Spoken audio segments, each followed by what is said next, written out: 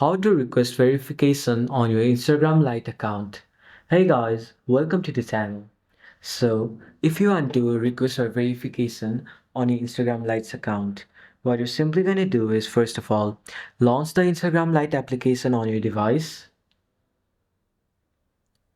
After you do that, in the bottom right corner of your screen, you can see your profile picture. Click on it.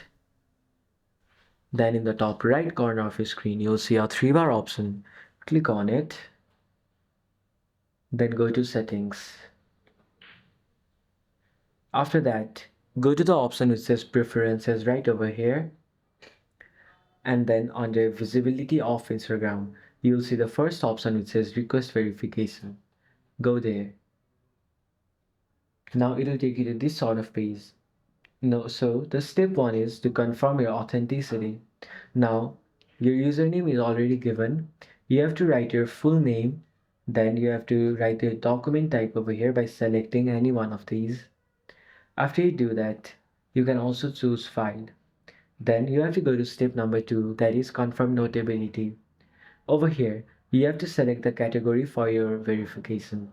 There are various categories over here. Just select any one category you are good at. Then go to option 3.